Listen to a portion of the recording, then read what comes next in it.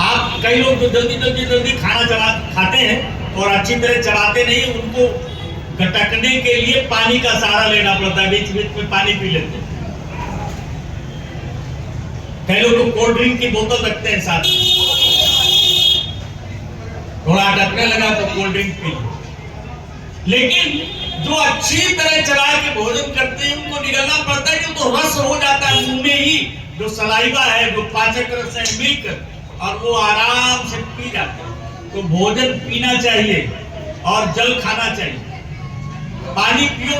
कई लोगों को देखा होगा आपने, यूं बोतल करेंगे गटक जाते हैं, ये बहुत नुकसानदायक है।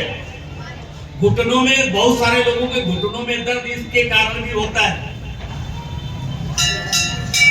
नियम है कि आप पानी पियो तो आप आराम से पियो, घूंट पियो। मालूम इसका क्या परिणाम होगा?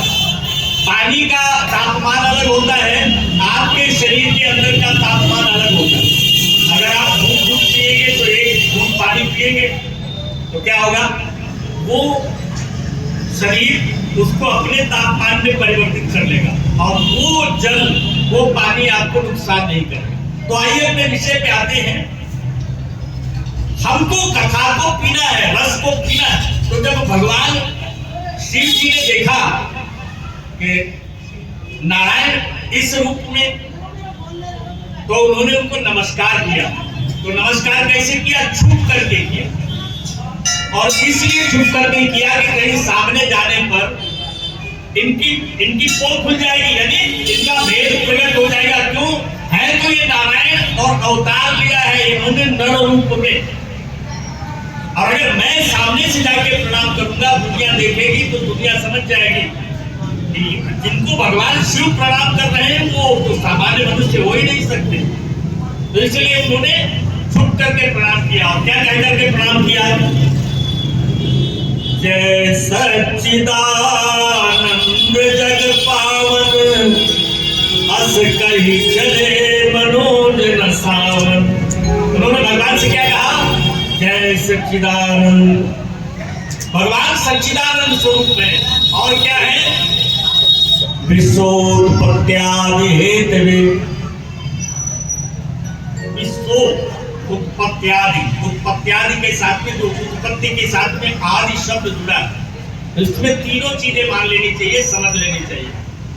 उत्पत्ति, स्थिति और प्रलय,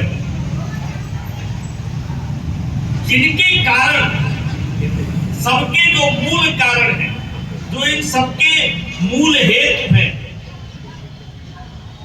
विश्वोत्पत्त्यादि हेतु, जो इनके कारण है, जिसके कारण ये प्रक्रिया हमको आपको दिखाई देती है। जन्म होता है, पालन होता है, फिर मृत्यु होती है, सृष्टि होती है, सृजन होता है, फिर उसका पोषण होता है और फिर उसका प्रलय होता है। यही संसार का नियम है, यही व्यक्तिगत जीवन के व्यक्ति का भी जो नियम है, वही प्रकृति का नियम है, वही पूरे ब्रह्मांड का नियम है। क्योंकि परमात्मा के नियमों में बदलाव नहीं होता, उन सबके लिए एक ही नियम है।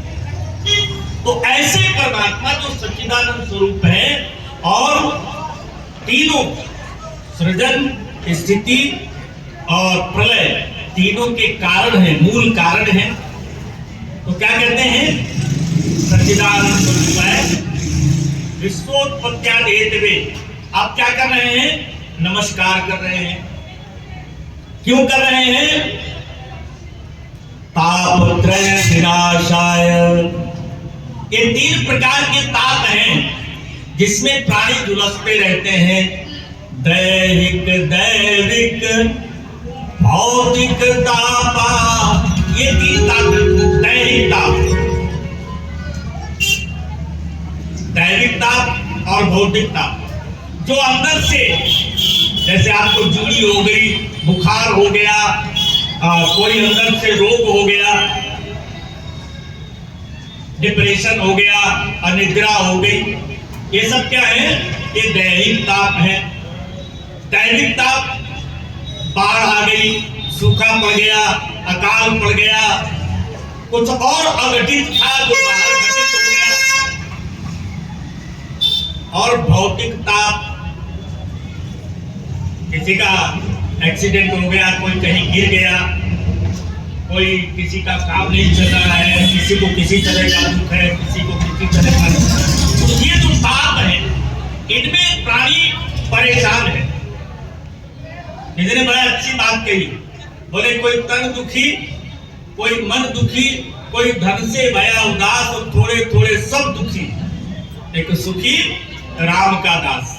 संसार में सबको थोड़ा थोड़ा थोड़ा थोड़ा दुख कहीं ना कहीं किसी न किसी प्रकार लगा रहता है।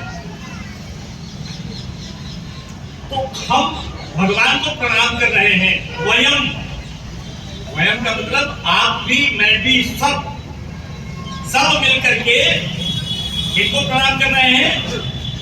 श्री कृष्णाय, श्री शब्द इसलिए आगे है, श्री का मतलब है भगवान की शक्ति, राधा जी। तो राधा और कृष्ण दोनों को, क्योंकि प्रकृति और पुरुष से ही सृष्टि का सृजन होता है। जैसे शुद्ध सोने से कोई गहना नहीं बनता, ध्यान देना।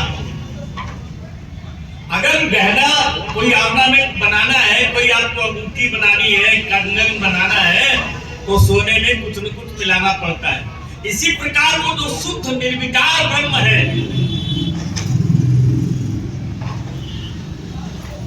वो ब्रह्म तो है अपने आप में, वो एक अस्तित्व है, एग्जिस्टेंस है।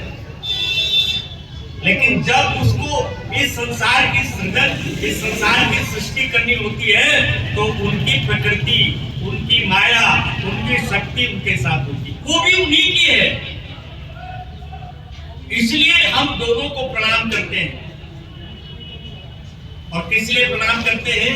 ताप त्रय विनाशाय, हे प्रभु मेरे ये तीनों प्रकार के ताप नष्ट हो जाए। और संत कहते हैं कि इन तापों का मूल क्या है? पाप।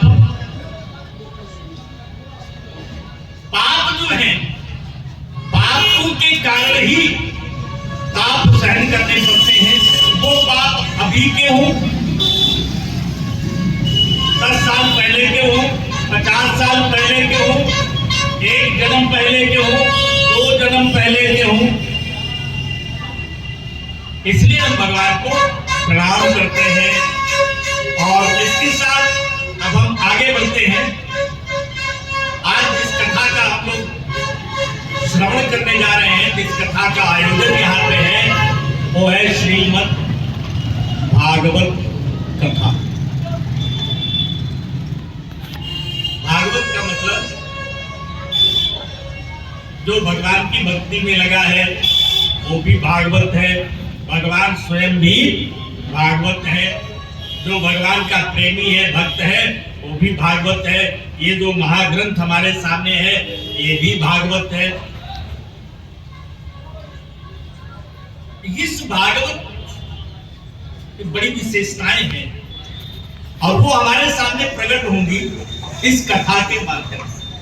तो आज हम उसके महात्म पर चर्चा करेंगे। ये कथा कहाँ हो रही है? मैंने आपको कहा तीर्थ में, ठीक है ना। और इस कथा का शुभारंभ भी कहाँ होगा? तीर्थ में, गंगा के तट में। ये जो प्रसंग है ये नैमिषारण्य तीर्थ का है। नैमिषारण्य तीर्थ में 88,000 ऋषि मुनि 1000 वर्ष के का एक अनुष्ठान कर रहे हैं। संकल्प 1000 वर्ष का है और वो भी जगत के कल्याण के लिए, सुख शांति के लिए उनका सत्र है। और उस सत्र में वो अपने जो यज्ञ आदि कर्म है वो करते हैं। उससे निवृत्त होकर के प्रतिदिन वो आत्मज्ञान की, आध्यात्मिक ज्ञान की, परमात्मा की, पुराणों की चर्चा करते हैं। एक दिन भगवान की ऐसी कृपा हुई कि अनायास ही पुराणों के महावेत्ता रोमहर्षण के पुत्र सूत जी महाराज का शुभागमन होता है। वहां पर बड़ी बड़ी आयु के ऋषि मुनि बैठे थे, लेकिन